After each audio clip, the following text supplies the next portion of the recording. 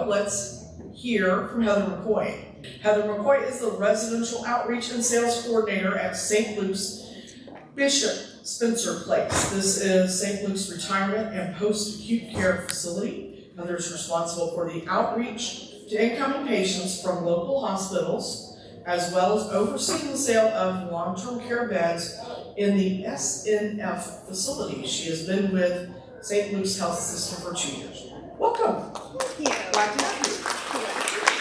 And she has informed me that she likes casual and she likes questions.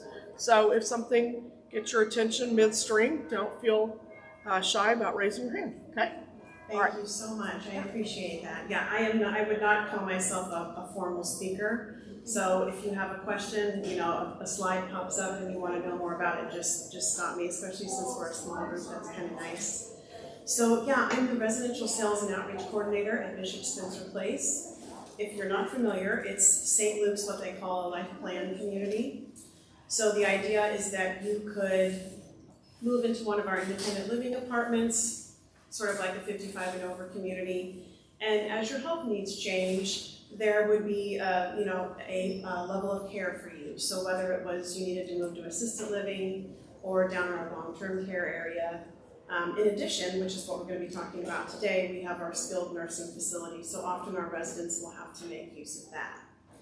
So when I took my position a few years ago, I had no idea what a SNF was, and it actually took a while before I got the guts to ask, what in the world is a SNF? So that is my genius title for today's talk. In addition to being the Residential Sales and Outreach Coordinator at Bishop Spencer Place, I'm a wife and I'm a mother of an 8-year-old, and so if there are any parents out there, you know that that's certainly a form of caregiving. I also lost my father-in-law a year ago, and he had been on hospice for 18 months with my mother-in-law caring for him.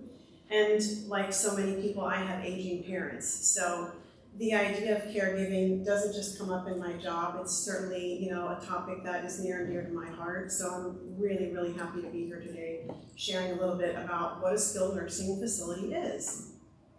So this is the definition. I believe it's probably from the CMS website.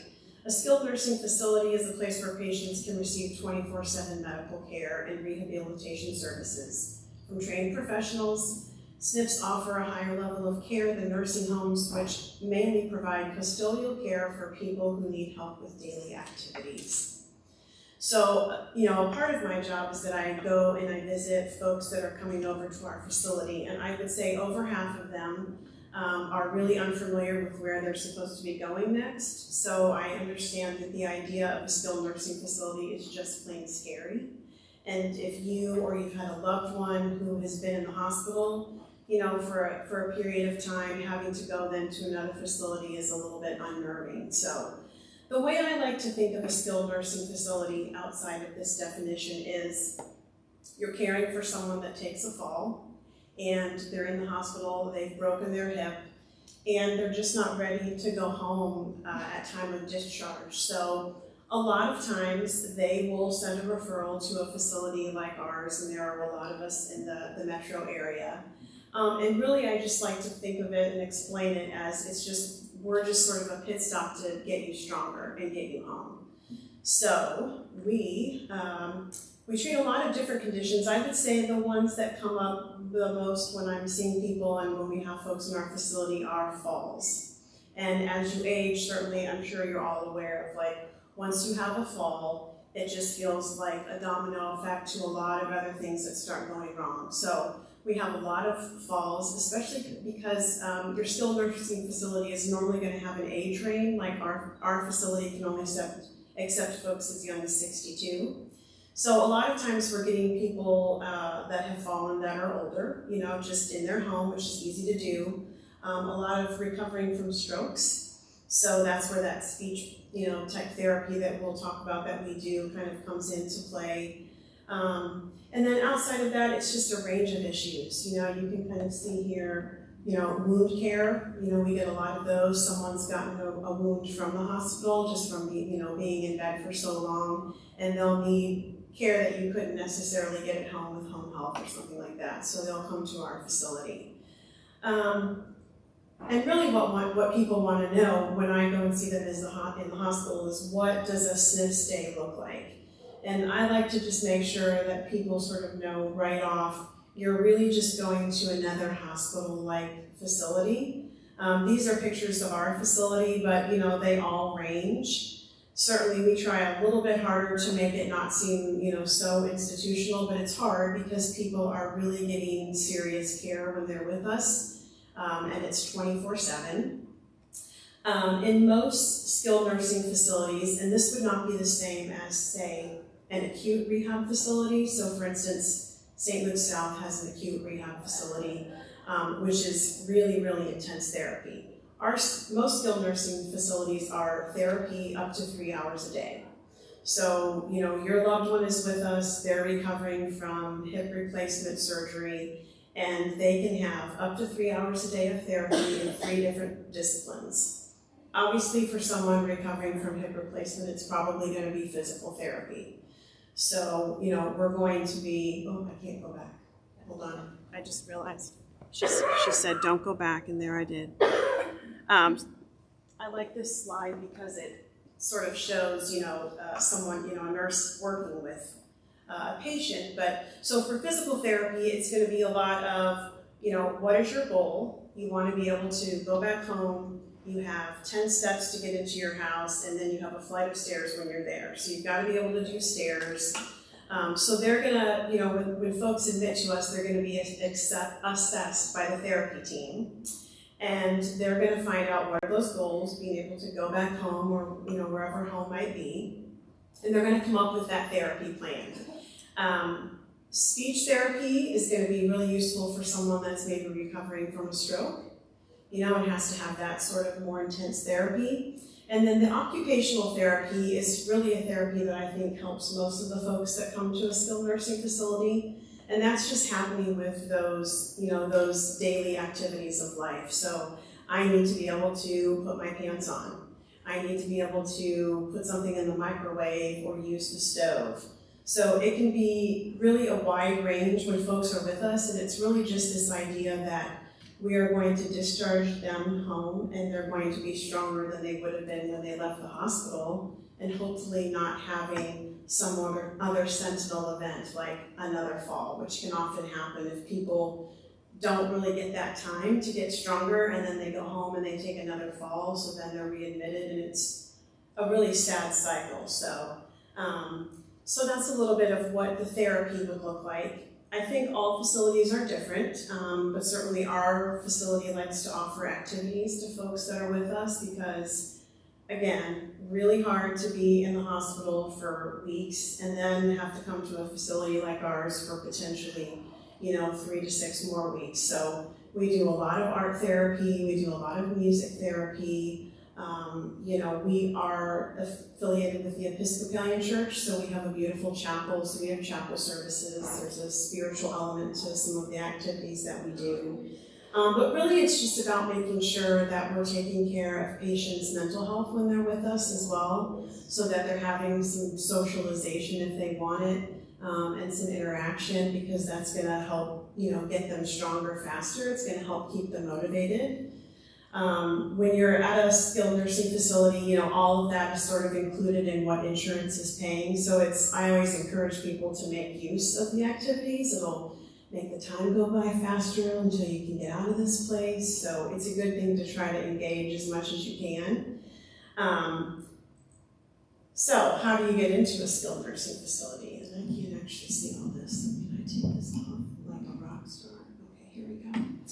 All right, so I like to read this because I don't like to get things wrong when it comes to insurance. So how do you get into a skilled nursing facility? For us, the first thing that happens is actually that, we're going to get some sort of a referral from, a hospital, possibly another rehab facility, acute rehab facility that's going to kind of downgrade someone.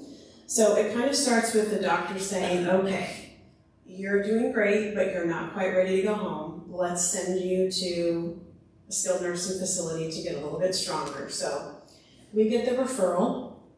Before that referral can come, you do have to have, I think this is really just good information to have, you have to have a 3-day inpatient hospital stay. So a lot of times what will happen is someone will take a little tumble and they'll only have been there one day and they'll try to get a referral. Insurance will always deny. So again, most of the folks that are coming to us already have those 3 days, but sometimes those are, there are rare instances where they don't, and insurance will get grumpy about it.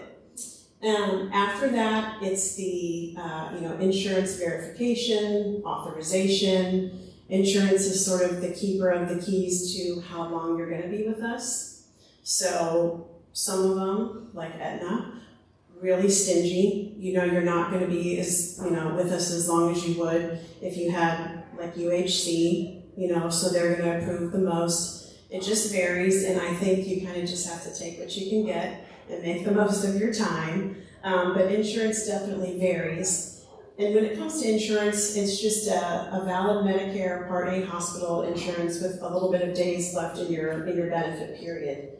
And that benefit period always starts from the admission date into the facility, and then that can last for up to 60 days.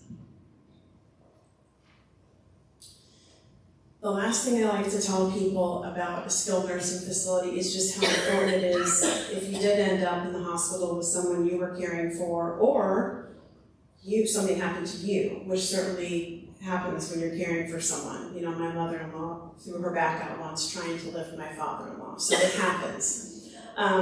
When you're in the hospital and they're getting ready to discharge, they'll give you a list of like 30 facilities and you're supposed to pick what you think will be the best one. Really hard and very stressful, so if you have time, please go and take a tour of a facility. Ours, any of them. I like to tell people, if it smells, run like hell. Because you just know that if you walk in and a facility already just smells, then someone isn't taking the steps that they need to make sure things are sanitized, and then et cetera, et cetera, et cetera. So, if it is a really good quality facility, it should not have any, type of smell. Make sure it's clean. Make sure you ask about patient to staff ratios. What kind of activities is my loved one going to have while they're here? Can I visit anytime I want? Those are really, really important things to be asking. And I'll tell you, and I'll end with this before some questions. The people that I meet every day, everyone is in crisis, which is fine. I like it, and it plays toward my empathetic heart, and so I don't mind it. But I don't meet people where this is like a really easy, like no stress thing that's happened in their life. It's usually a really sentinel event and they're stressed out. So for me, sharing about our facility, any skilled nursing facility, is really just about knowledge sharing, because you never know when you're going to need it. And then if you have a little bit of this information in your back pocket, it'll really serve you well. So I'm not a long speaker. I know that was really fast. But I'm happy just to take questions and chat if anyone has any. I'm just amazed that there are people here, because I thought I would lose everyone to share yoga. So thank you for showing up. I appreciate that.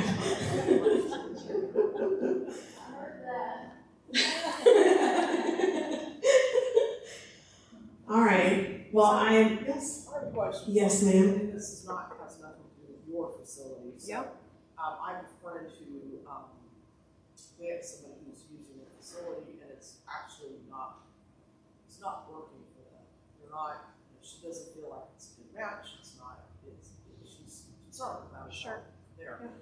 How do you get somebody here from one facility to another? Yeah, so if you didn't hear how, if you get into a facility and it's not really working out, can you transfer? Oftentimes you can, and I would say 100% always try.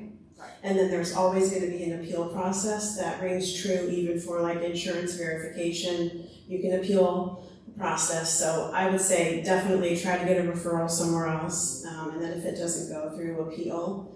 And then also make sure that someone is sending that information to the higher ups. Food chain. Yeah, exactly. Yep. Thank you. Anybody else? Yes, sir? Just to add to your response there, I've helped people do that a number of times when they've been in a SNF that they didn't like. Yeah.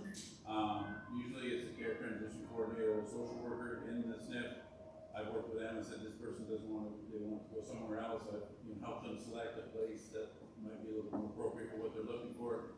And they just put the referral out and then go talk to the other ones. Thank you.